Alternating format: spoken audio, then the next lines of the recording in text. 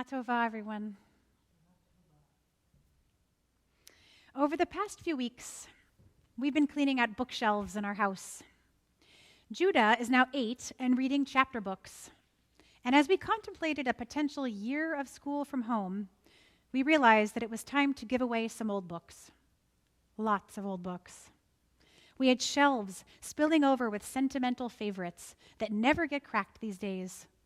Goodnight Moon, Sylvester and the Magic Pebble, Love You Forever.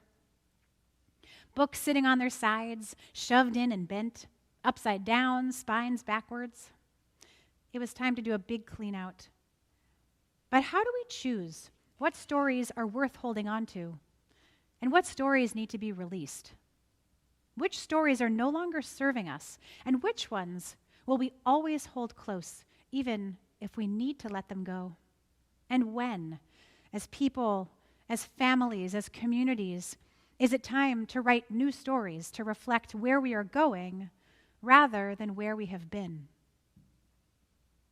I would argue that at a time of great change and uncertainty, which is undeniably where we find ourselves right now, we need to hold on to texts that affirm the shifting landscape of the human experience, texts that are about changing minds and perspectives, and to let go of any stories to which we cling too tightly.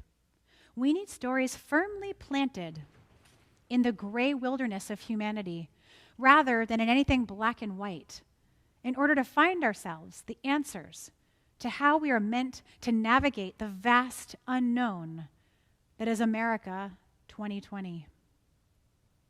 We have all found ourselves this year feeling like beginners at jobs and tasks that have for years been our expertise. So how do we move forward? How do we even begin to write new stories when we feel like we have no idea where any of this is going? As the great Elie Wiesel said, God gave Adam a secret, and that secret was not how to begin, but how to begin again. And so let's turn to the beginning of the Torah, again, as we always do, to Genesis 6 and the story of Noah and the flood.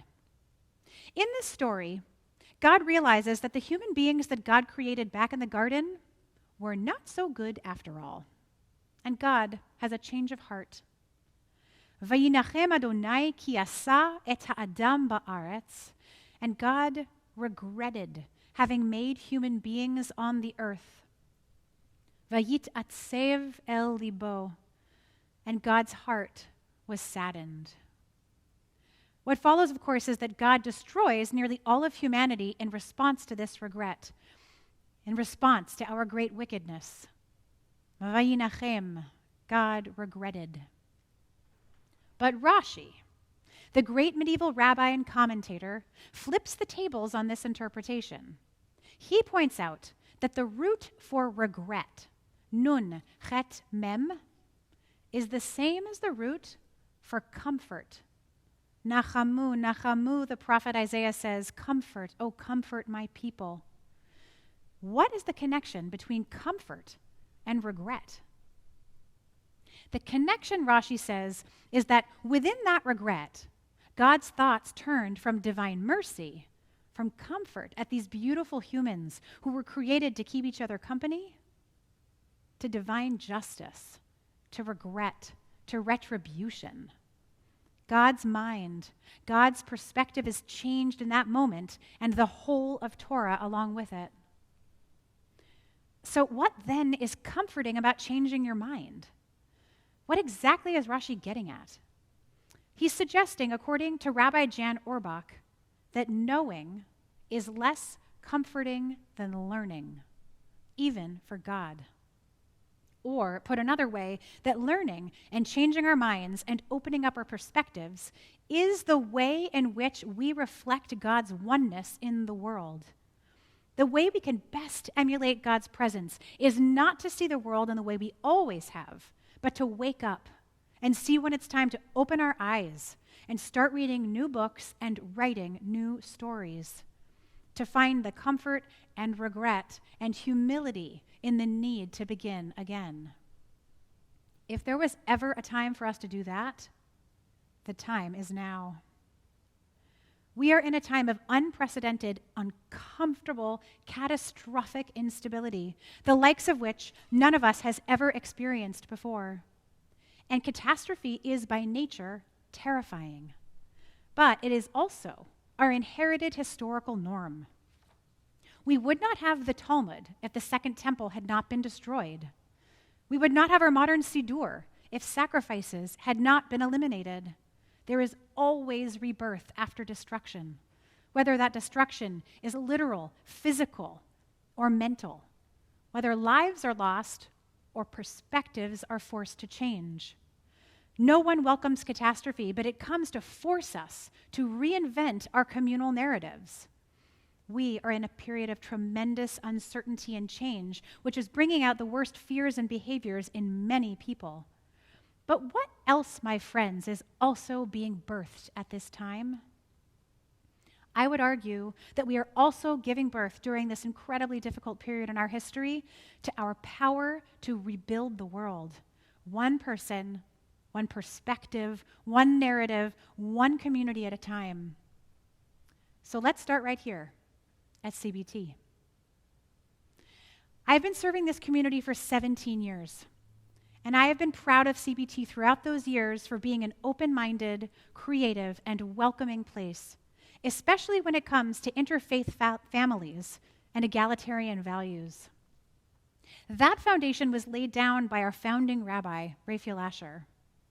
More recently, we have done a much better job at being radically welcoming to queer people and families, recognizing the need to not just be welcoming by default, because we're a Reformed synagogue in the Bay Area, so of course we welcome queer folks, but by action and statements, by hanging rainbow flags and proudly naming our desire to have people of all genders and gender identities in our community.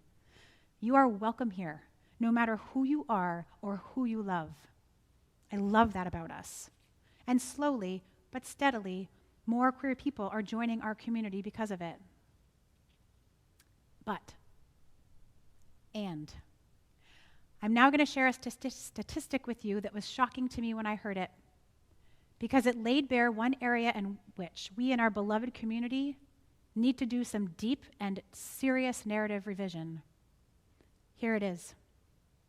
12 to 15% of North American Jews are Jews of color. 12 to 15%. I want that number to sit with you for a moment. And as you sit, I want you to picture the sanctuary when it's full on the high holidays or at a typical sheer joy evening. Look around the room in your mind and tell me, are 12 to 15% of the people sitting next to you people of color? Because if the answer is no, which it is, then we are doing something wrong. And let's not jump to quick defenses, but there aren't very many people of color at all in Contra Costa County, let alone Jews. That may be partially true, but what is also true, if you listen to Jews of color talk about their experience of the North American Jewish community, is that they don't feel like they belong because we don't make them feel welcome. When we see a black or brown person walk through our doors, I challenge us to deny that our first assumption is that they are not Jewish. Because for most, if not all of us, that is what we assume. Why? When we see people of color, do we assume that they're not Jewish rather than assuming that anyone could be? Because that is the actual truth. Any person joining our community on any given day could be Jewish, no matter what they look like. But our Ashkenormative perspective has narrowed our vision of what a Jew is supposed to look like. White, with a certain last name, and of Ashkenazi descent. And even if we do have a moment of open-minded clarity, we assume that these people are Jews by choice, not Jews by birth. I bring this up today on the first day of the new year because, of course, our entire country is going through an awakening of tremendous importance around racial justice right now, an awakening that should have happened hundreds of years ago. And we, who sit in positions of white privilege, are just becoming woke now, to which, on the one hand, I say, thank God. Thank God my eyes are being opened now while I'm still alive and able to help write a new story for our community and our country. But on the other hand, this awakening leads to a much bigger and more disturbing question. The question is not just, what can I do now? Yes, we need to act. And yes, we need to ask how best to contribute to the solution. Vote, donate, engage in dialogue. But according to Ilana Kaufman, the executive director of the Jews of Color Initiative, we must first ask ourselves not what can I do, but why am I just seeing the systemic racism in our world now? Why am I only now beginning to understand my own white privilege when it has been here all along? For those of us just waking up now, says Kaufman in a fantastic episode of the podcast Judaism Unbound, the real question is, where have we been for hundreds of years? How do we reckon with our own accumulation of power and privilege at the same time that we grapple with the gravity of how absent most of us have been this whole time? Where have we been? Nachamu. Talk about sitting in our comfort and regret. Now, before we all jump into our defensive responses, let me take a moment to unpack the idea of what it means to be a liberal, open-hearted white person who holds racist views, which is what I am. I will say out loud that I sit firmly in that category. I am deeply uncomfortable here, and it is my white, privileged inheritance that I sit here. I'm a good person with unconscious bias that needs to be unpacked so that I can contribute to the fixing of the world. One of the unfortunate, unintended consequences of the civil rights movement, says Mia Birdsong in her excellent book, How We Show Up, is that it cloaked racism in the robe of the Klansmen and their brand of extremism.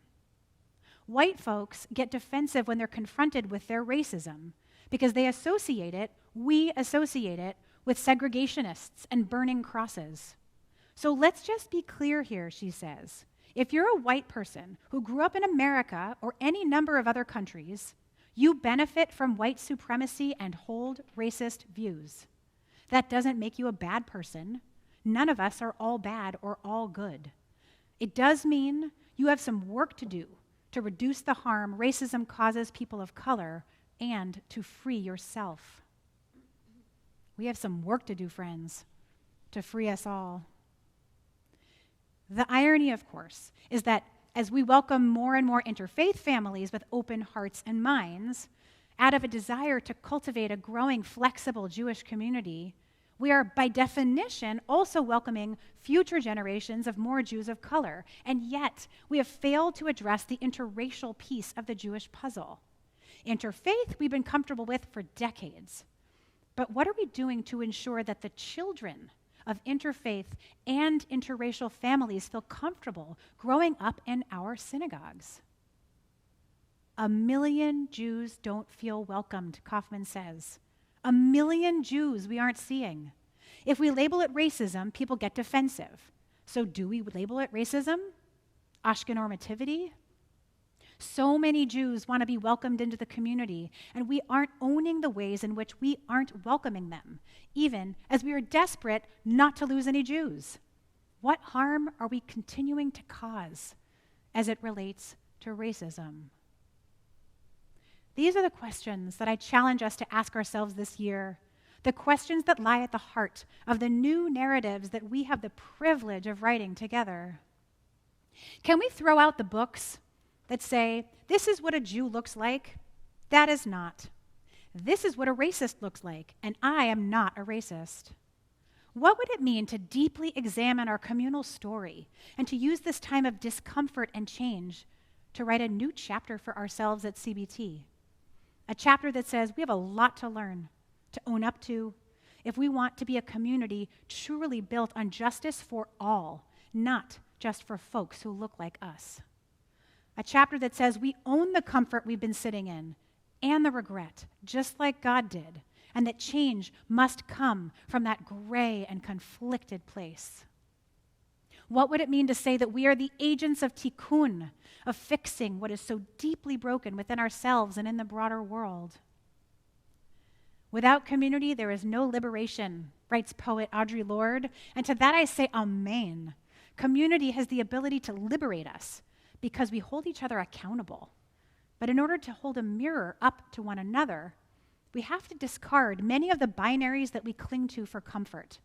Responsibility versus fault, right versus wrong, victim versus perpetrator. Mia Birdsong says it beautifully when she writes, "We need to reach for grace as we weave in and out of what is me and what is you and what is us." Indeed, what is us? What kind of community do we want to become this year? And will you join me in getting us there? Knowing that his death was drawing near, the great John Lewis wrote a piece to be published on the day of his funeral entitled, "Together You Can Redeem the Soul of a Nation." His words call out to us today as we begin the work of redeeming the soul of this community and of our nation, as we find the courage to write a new narrative for ourselves that includes accountability and radical compassion. "Though I may not be here with you," he writes, "I urge you to answer the highest calling of your heart and stand up for what you truly believe. Ordinary people with extraordinary vision can redeem the soul of America by getting in what I call good trouble, necessary trouble. Voting and participating in the democratic process are key. The vote is the most powerful nonviolent change agent you have in a democratic society. You must use it because it is not guaranteed. You can lose it." When historians pick up their pens to write the story of the 21st century, let them say that it was your generation who laid down the heavy burdens of hate at last, and that peace finally triumphed over violence, aggression, and war. So I say to you, walk with the wind, brothers and sisters, and let the spirit of peace and the power of everlasting love be your guide. Amen, friends, and Shana Tova. May this be a year of transformation and everlasting love for us all.